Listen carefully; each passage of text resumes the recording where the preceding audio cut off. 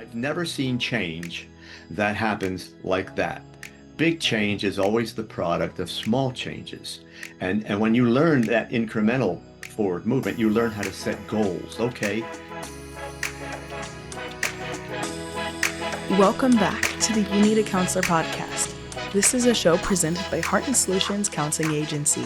We release new episodes every Sunday at 5 p.m. Central and encourage you to batch up that laundry, put away the dishes, plan for the week ahead, or do any other task that might seem daunting while you give our show a listen. You might just be encouraged to call your therapist, connect with this week's guest, or seek out those services you've been considering for a while but haven't made the commitment to yet. If you are in the state of Iowa and are in need of mental or behavioral health counseling, give us a call at 1-800-531-4236. Enjoy the show.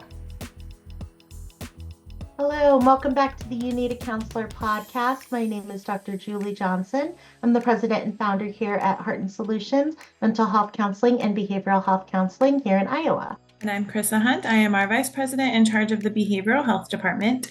And this is our podcast, You Need a Counselor. So we are designed for people curious about counseling, but have barriers keeping them from experiencing the benefits of counseling. Our mission is to share stories about counseling, good, bad, and indifferent, and spread the message that everyone can benefit from mental health and behavioral health counseling services. Our guest today is Faust Ruggiero. He is an award-winning author of the Fix Yourself Empowerment series. This series includes books such as the Fix Yourself Handbook, the Fix Your Anxiety Handbook, the Fix Your Depression Handbook, the Fix Your Anger Handbook, the Fix Your Internal Language Handbook, as well as a new one that will be coming out soon. So a lot of different resources in this one Fix Yourself Empowerment series. Faust is a psychologist who's been in private practice for over 35 years, brings lots of that private practice clinical experience to these handbooks to help people to help themselves. So welcome to the show, Faust. Thanks for being here. oh, it's a pleasure to be here. Thanks so much for inviting me. Wonderful. So tell us a little bit about how you went from your private practice in psychology to being inspired to write these books to help people. You know, for me, it's not a job, it's not a profession. I think what I do is a calling, those are I think I'm one of those people who knew right from jump from the time I was a kid that this is the kind of thing that I would do. People fascinated me, and then you know the empathy comes in, and then now I'm talking to people and hearing their stories. So it was just something that came naturally. And in fact, I'm actually well over 40 years now in counseling. I'm still doing it. I'm still seeing 25 or 30 people a week as I'm writing and doing all these things. So it's something I never stopped. Making the jump to being an author was more about getting the word about counseling out. That's what I wanted if you look at the way my books are written, they're written to really simulate counseling sessions and counseling experiences. So I wanted to get those into a text where people can say, all right, I can use this based on this. I'm not as fearful of counseling, or if I'm in it, I can use it to supplement what we're doing. Go back to my therapist and say, hey, this is what I read. What do you think about this? And then, just like counseling, it has a reference. It's kind of a reference book also. So follow-ups are always there, and being able to go back and refresh yourself is always there. That's what I wanted to do. So you said it like simulates what a counseling session might be like. Can you give some examples of how it's similar to doing Oh, active yes. counseling? Oh, if we counsel properly, as you know, we want to get the information first. We want to establish a rapport, get the information first. All my chapters are written that way. Let's get a little rapport going, and then let's start getting into factual information. So if it's, let's say we're talking about a chapter on being honest with yourself. I'm going to be talking about what honesty is all about, what real honesty is. Then we're going to start applying it personally. At the end of the chapter, I'm going to have the steps they need to take. Okay, here's the information I gave you. Now, this is how you do it, and this is how you're going to measure it. And then that's how you know if you're ready to move ahead to the next step. So I wanted it to be that. When I did my research and looked at self-help books, they gave a ton of great information, and then no one said, "This is what you do with the information." That's like going to a counseling session. We give them all the information, and then we say, "Okay, see it. You got the info." Yeah, I wanted them to be able to say, "Here is how I put it into action. Here's how I follow up. Here's how I move to the next step." Yeah, it sounds like very, very practical. And sometimes counseling and psychology can just feel very theoretical for so many people. And so being able to say, nope, this is a practical tool that we're using here. This is the way that it shows up in everyday life. Here are action steps that we can take and then ways that we can see, is that working or not? Do I need to adjust that? Do I need to tweak that? I think is so helpful for so many people and really addresses some of those barriers to counseling that people often have. Have you ever had somebody come in and use your book as an accompaniment to counseling with you? Many times, they'll come in and say, "Can you sign this?" But I'll get calls, and now the way counseling goes, I mean, I still like the office part of things the best, where you can really sit down with a person, they get a hug if they need one, that type of thing. You can see body language. You're in there, and they can feel that you're really there for them. But so much is online now. So now people will read the books and then I'll get the emails. Hey, can I do a counseling session with you or at least do a consultation? So yeah, it has certainly been a mechanism to move people in that direction. And then looking at like your list of all the handbooks, I'm assuming the first one was the Fix Yourself Handbook. Can you talk about the other ones seem to be more targeted, like depression, Yeah. and internal language? What's the difference between like the generic, the Fix Yourself Handbook? That's kind of the flagship book. That was the one where I said, okay, I want to do something that simulates counseling. That was really what I had in mind. But those of us that do counseling, we know that a person comes in and says, well, you know what? My relationship's the problem, and I got this problem at work. And then by the time we do all that good bio stuff and we get the rapport going, we now have 7 or 8 or 9 issues that are kind of coming into play. So I said, I want to do 36 different issues. And that's what we did, 36 chapters in the first one. And the publisher said, "Oh no, we can't publish this because it doesn't target one specific thing." And I said, "That's what I wanted it to do, the way it was." And of course, who is your target audience? And I wanted to say everyone. And they said, "No, it should just be," I love this part, "women between 20 and 45. They're the ones at the time are reading health." I said, "So the rest of the population we don't worry about." So I said, I wanted it to be for everyone with a lot of different problems. And then and all my books follow the same design. Title, a quote, which helps motivate. There are processes we use, and I tell them what processes are involved in each chapter. Goes into the information, the action steps, and closes and prepares them for the next chapter. That's kind of how therapy is. So the first book went that way. Then I went specific. Okay, what happened next? Well, pandemic started, anxiety came, and depression came after that, and anger came after that one. So we went with those 3 books. And what else came with it? Well, addiction. So we went with addiction. And then I've always had this thing with internal language. I like to, if people know how to talk to themselves, they motivate themselves, they get all the negative stuff out of their brains. They work well with other people. So that was number 6. And we're doing PTSD in the 7th. And I think a lot of people are familiar with depression or anxiety, at least in general terms. But internal language is something that, in general terms, we're not thinking about all the time. So can you tell us more about how maybe that book might differ from some of these others? Sure. You know, the way to start that is to say, look, we all think with language. It's not a blank thing there, and then thoughts come in, they attach to something. It's language. And what we tend to do is go in our brains and we talk. And I love this question when I do the workshops, I say, how many of you talk to yourself and not a hand goes up? And I said, well, that's impossible, you think with language. And then once we develop it, you argue in your mind, you have conversations with all those people that are not there, who you're really having a problem with. And boy, you gave them a piece of your mind. You attach to old pains. Or if you're doing things the right way, you motivate yourself and you say, well, okay, this came up, but I'm strong enough to do this. Let me work on some positive things. We're gentle with the way we talk to ourselves. Those people are happier. So it's a book designed to say, here's all the negative stuff, but this is the way you can go positive. This is the way you can stop the negative talk.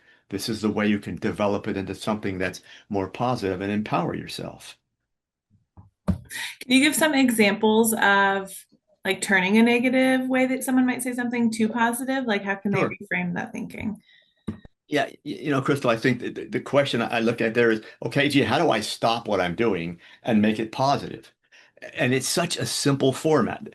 First of all, there's two ways we initiate the conversation. Either it initiates itself and we don't even realize all of a sudden we're in the thought or the conversation, or we ourselves introduce it. So now we're going negative. I've had a fight with my boss. Okay. And now I'm thinking about all this negative stuff and how to get back at them more. I don't want to do this anymore. That's gone negative. And it's interesting. The way you do this is, first of all, it's unconscious. It's all happening. You break it conscious. I am going to stop this thought right now, but it won't just happen. Now you have to change it to something. So I say, introduce something you like. I actually have my people make lists of all their positive things they like to think about.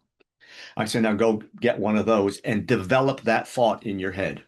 If it's a conversation, have a positive conversation. And you're going to have to keep on doing this over and over because just because you did it the first time doesn't mean you stopped it. That's what you've been doing all your life. So you're going to repeat this process until you train your brain to now stop it, pick something, develop that thought. It works. I do it all the time. It's not like, I wrote the book, so gee, my internal language is always positive. Here I am, I'm just walking on flowers here, it happens. So when it does, I say, no, I don't want to do this because with that negative thought is horrible physical feelings, your emotions go with it, your day is upset, and you have to live through that. So I want to stop it, I want to change it, and I want to go in that direction. Yeah, my favorite book, one of the lines from that book is there's no reason to have a thought more than once unless you enjoy having that thought.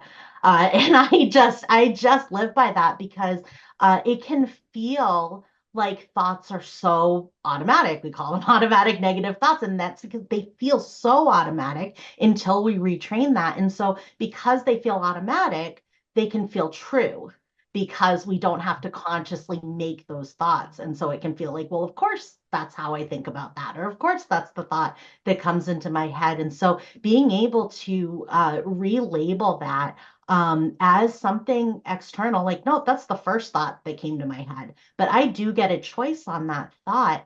And there is the barrier there sometimes of thinking, well, if I'm changing the thought, am I now believing something that's not true? Right. So I love the idea that no, we can say just because that was the first thought I had doesn't mean that that's the true thought, that that thought is the truth. It just means it's the first one. So if I can say to myself, okay, my brain is saying this thing to me right now, right? Or my thoughts are, I'm having this thought right now versus this is what the situation is. Or if we can say, I'm tempted to think this about myself or about this situation. I'm tempted to think that. But I have a choice in that. And it goes back to the purposes of your book, which is the empowerment series. It is empowering us to be able to make those decisions consciously. When we begin those types of thoughts, you're right, it's automatic. No one else is listening to it, so we don't get feedback.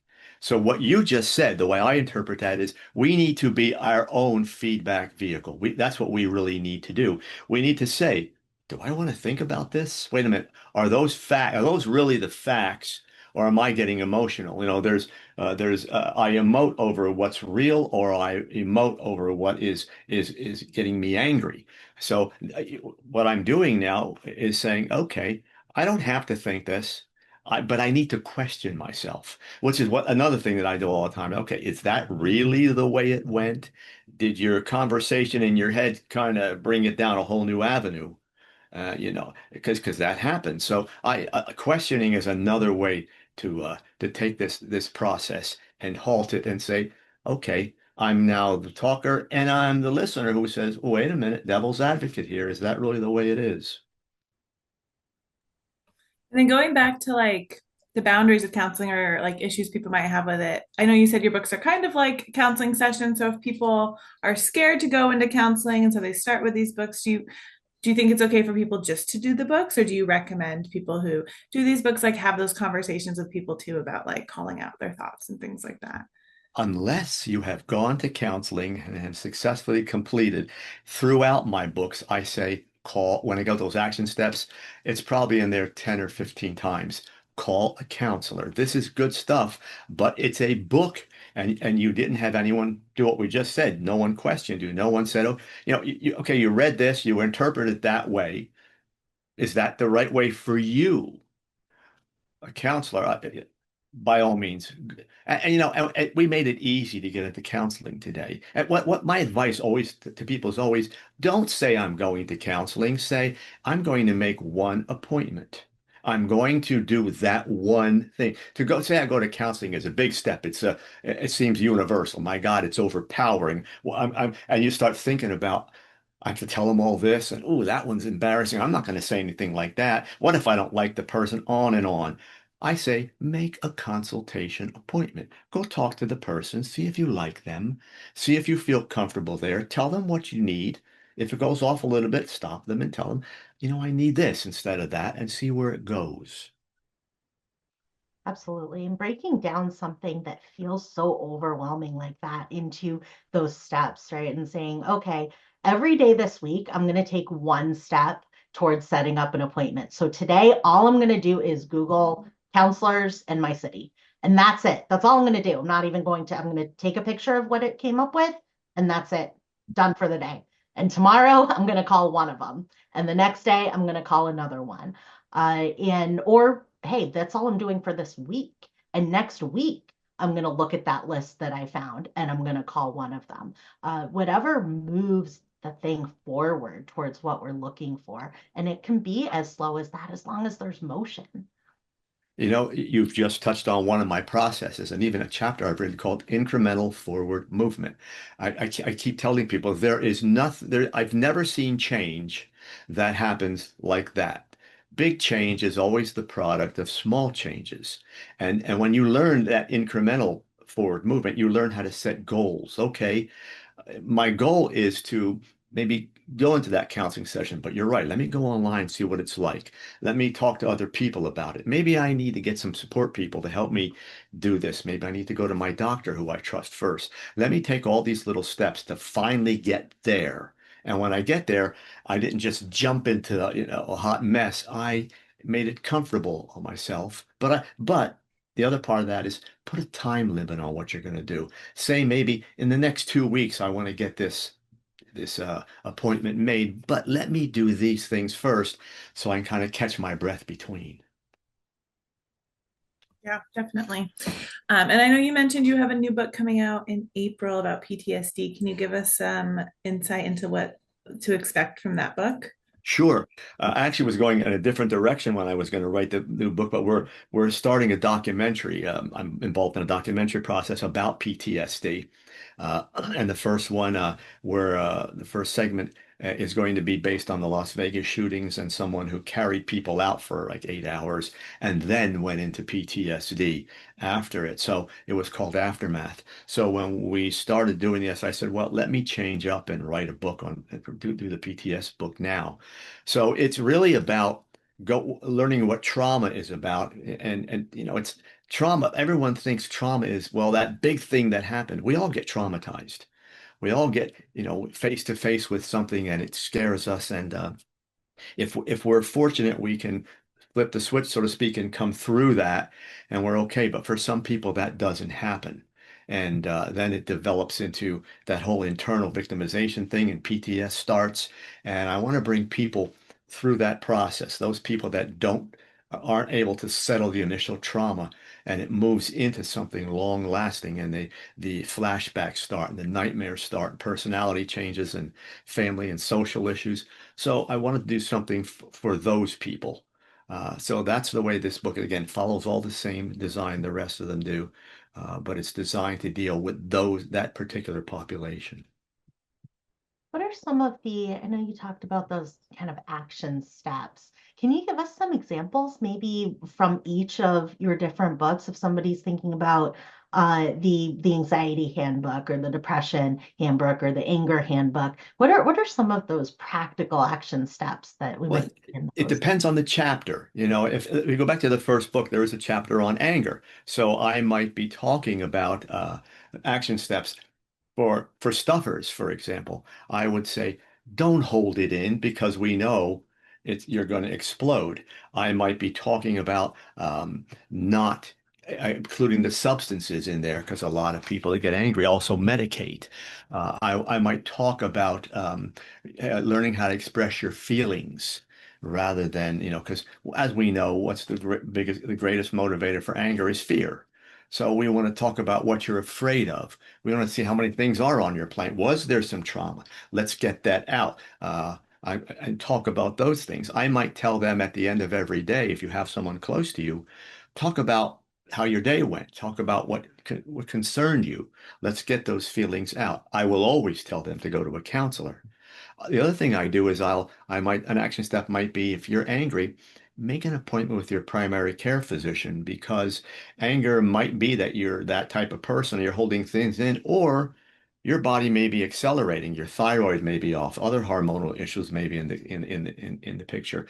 High blood pressure may be part of it. I always get them to the physician first because let's get the physical out of the way. Let's know that physically you're okay. Otherwise, really, if I'm trying to give you cognitive steps to take, emotional steps to take, and it's physical, I'm really leading you off track then.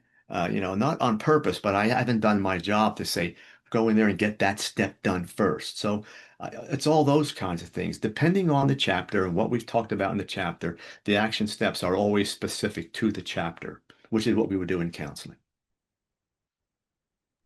Well, and with the anger one too, like that's not typically like a diagnosis. You don't get like diagnosed with anger. So I think that one's kind of a good way to like the other ones like they're like, well, do I have depression? Do I have Right. anxiety? So do you think that sometimes people like lean more into not wanting to get those or just thinking they have depression and anxiety and that's why they lean more towards those books? They can. I tell you what, the anger book people jumped on because I didn't just say anger. I broke it down to, I have to go back to, but like 15 different types of anger. For example, we're seeing it in the country today. We're seeing the protests for against ICE or this discrimination or whatever. And some of those people are just on track and they're doing what they believe is correct. Some people are practicing self-righteous anger, so I can go out there and get a little really angry and really let people have it because I'm right about what I'm doing, and that's anger. Regardless of what's going on, you're being angry, and we all know anger solves nothing. And so, there's that type of anger. There's anger that expresses slowly, rapid anger. Um, there's the kind of people that kind of wait till no one's looking and express their anger then. So there's all these different kinds of anger. So I broke it down so they can say, "Oh, I'm doing that." That's anger? I didn't know that was anger. I didn't know that when my spouse was there and they made me mad and I went and hid their gloves on a cold day. I didn't know that was anger. Yes, it is. So what we've done in that book is to say, okay, all these things you thought were okay or weren't angry because you didn't get into a battle with someone, they are angry outbursts. You just don't have to yell and scream or hit anybody. That's a great example of anger that might not seem like anger on the surface. Are there other examples of that make people go, "Oh, yeah, that is anger." The self-righteous one was one of the ones that discrimination. People say, well, that's not anger. I said, yeah, it is. It's born out of fear. We discriminate against people regardless whether it's ethnic or it's sexual or it's religious or, whatever it may be. We don't just, I mean, do we just look at someone and say, I don't think I like that person? No, we talk about what bothers us about them. We've gone emotional. I've always told people the mind discriminates only to see differences. It's a survival technique. But when we throw our emotions into that, now we throw a fear component in and we attack it with anger. And usually you find out that that person you were angry with, once you talk to them, they're very nice people. So, it's all everyone says that. That's not discrimination, isn't anger, but maybe you don't do anything with it. It's anger. It's inside you. It's eating you inside. Anger doesn't have to come out. It eats from the inside. Then it comes out.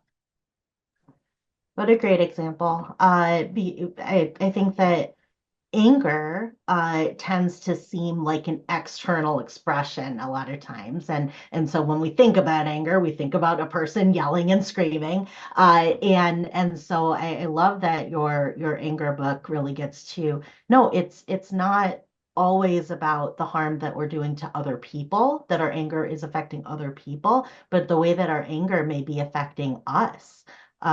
Forgiveness, for example, is yes, very helpful when it comes to external relationships, but primarily most helpful when it comes to what that anger, what those resentments are doing to ourselves internally, where nobody even might see it. Anger, and it's a great point. Anger internally, I always say it's like pointing a gun outward, but it shoots in both directions. You're killing yourself while you're doing it.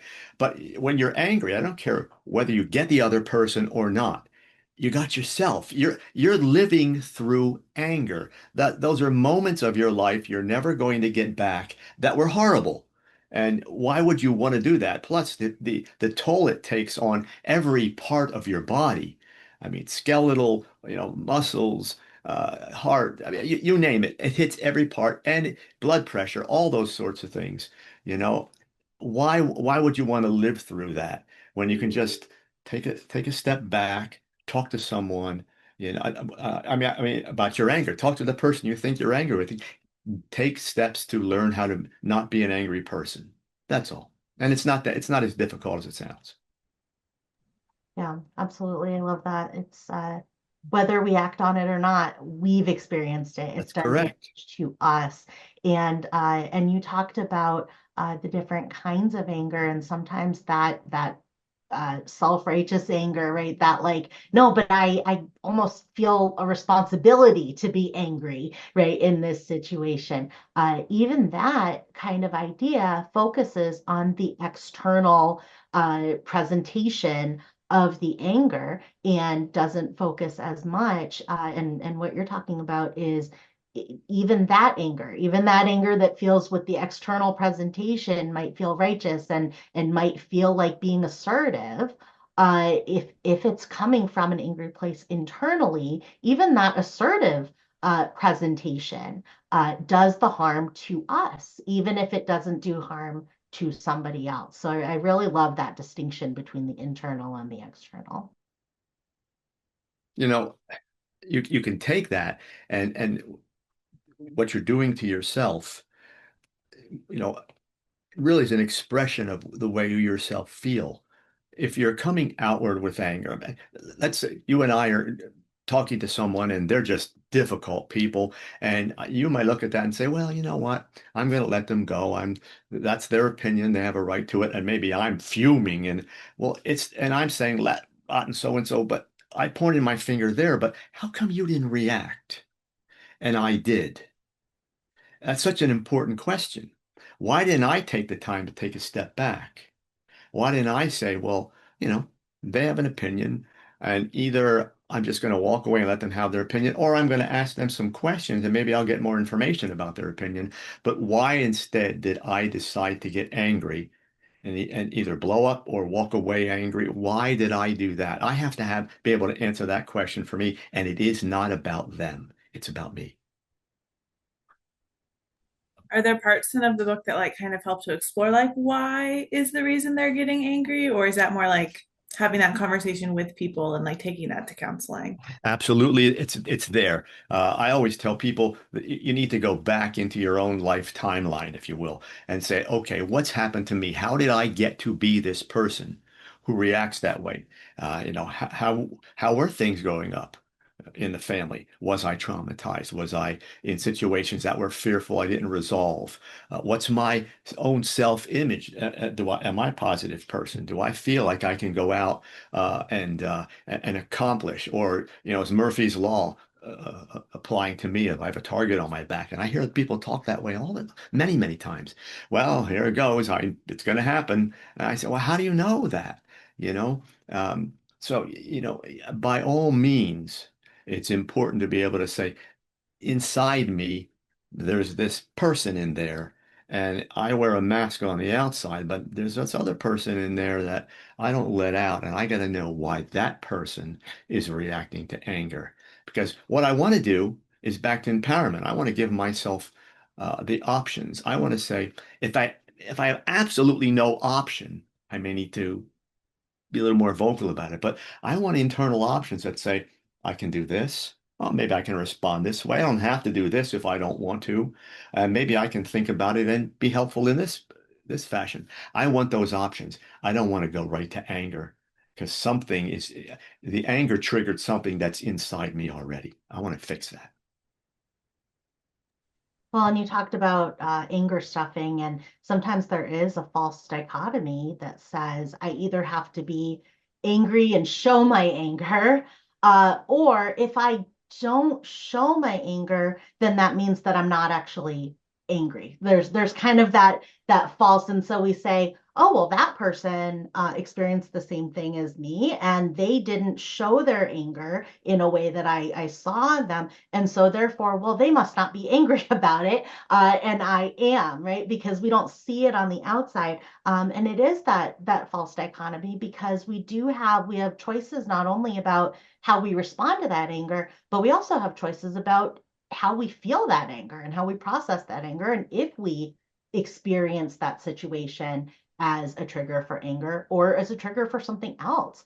And so having those choices, not only in how we present it, but also in terms of how we experience it and how we feel that anger is huge because when we're angry, there's that sense of sometimes like, oh, well, I feel out of control, right? With the anger, there's that like out of control feeling.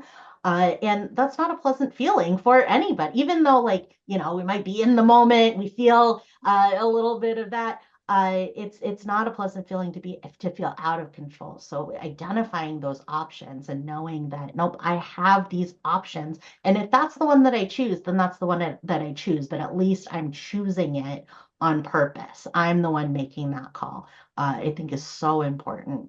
And you had talked about compassionate self-talk and giving grace to ourselves in our self-talk. And I would imagine anger is one that can be challenging in a different way because when we're looking at our own anger and our own anger responses, there is a temptation for shame that comes with some of those things that we've done. And when we're making amends, there is that temptation for shame to come and enter the picture. And so, can you talk to us a little bit about what compassionate and gracious self-care looks like when addressing our anger? As you were talking, just sometimes things trigger it. And I said, so we look at positive, gentle self-talk as that, oh, I'm a good person, that type of thing. Sometimes being gentle and positive ourselves says, I'm in a situation that really is, agitating. I want to get angry, but you know what I'm going to do? I'm going to take a step back and say, what do I want to do in this situation? We don't realize that we were just talking very gently to ourselves and empowering ourselves, but very, very gently. We're simply saying, this is happening. I'm in it. But what do I want to do with this? I have options. I don't have to get angry.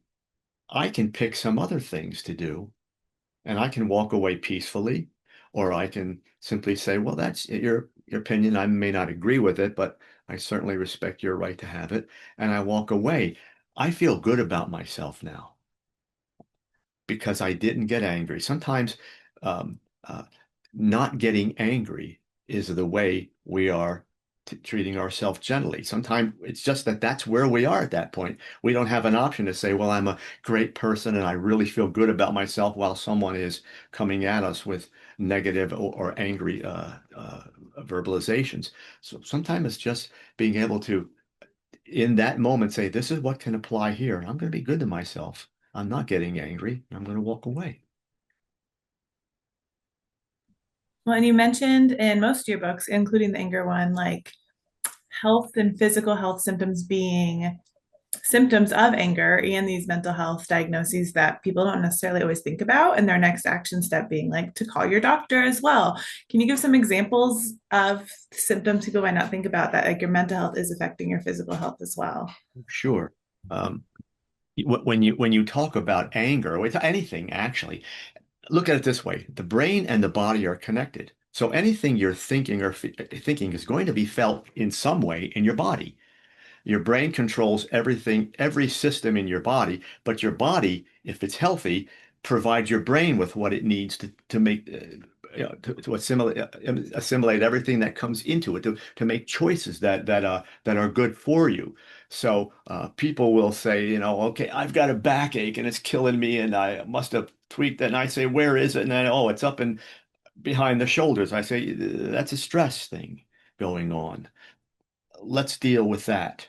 Or they may have thoughts that are constantly, the mind is racing and now they're not sleeping at night. And they say, oh, I can't sleep at night. There must be, whatever's going on. Well, your mind and your body are working together and you're not doing things right. Let's get you to the doctor.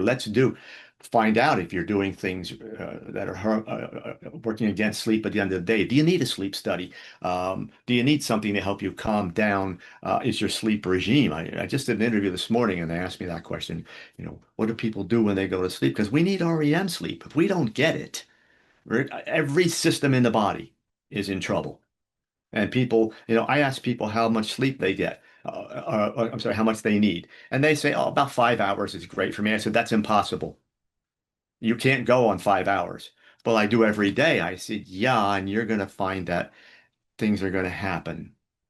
Your body's going to react to that because your cells will not rejuvenate. You will not give them the energy they need.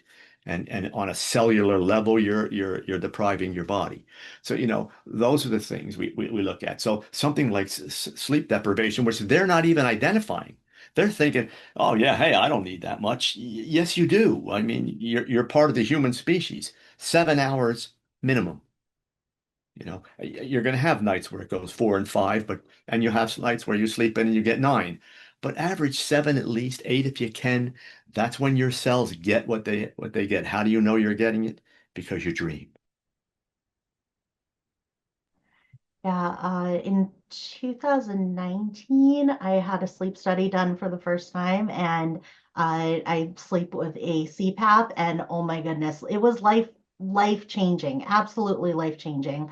And my daughter got diagnosed with some jaw issues, Uh-huh. right? Challenges that were affecting her sleep. And oh my goodness, she got a mouth guard, life changing.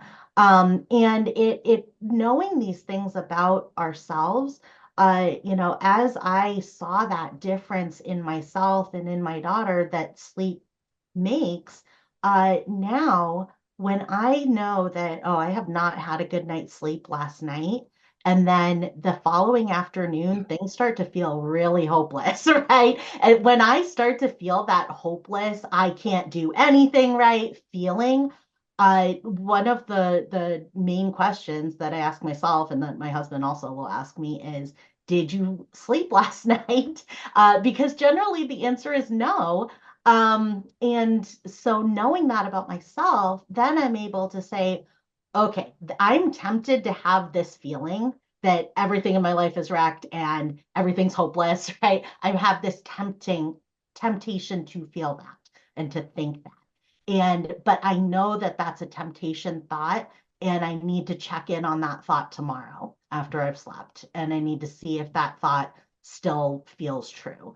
And nine times out of 10 or 99 out of 100, the next morning, if I get a good night's sleep, I check in on that thought. I go, okay, I got to remember that I felt this way last night. How do I feel this morning after sleeping? And almost always I go, I don't even know why I was feeling that way, right? And so knowing that and having that check in on it to say, okay, yeah, it's very possible that the next morning I'm going to feel the exact same way. But because I'm doing that intentional check in on it, now I can at least rule out the sleep deprivation part from the night before as part of the reason, right? If I eat some food, I can rule that out as part of what's making me tempted to have this thought that's contributing to this feeling.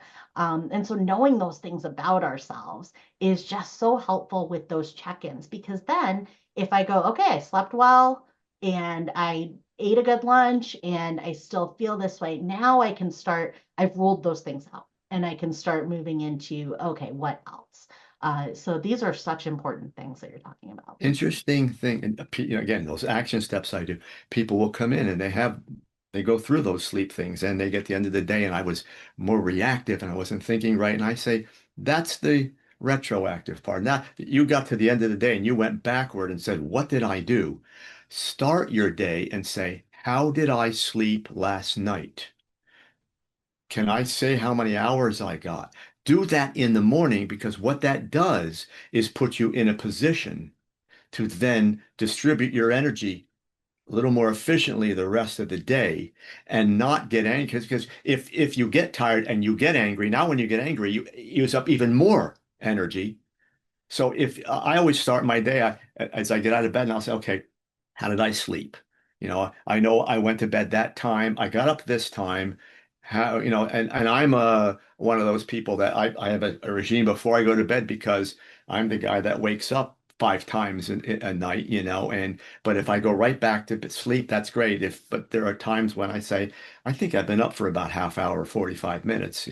So I want to know in the morning what what I think I'm going to feel like, because then I can arrange my day, not so much in terms of the activities, but how I'm going to address those activities all day long. I'm a little more efficient at doing that.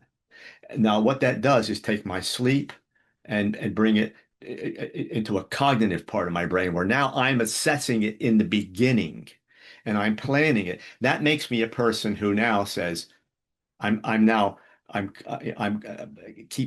mindful about how I sleep, what I'm going to do during the day, and how I'm going to sleep at night. Guess what? I get more efficient about that sleep regime at the end of the day, and I get more protective about my sleep. I don't do stupid things like, oh, it's 11 o'clock.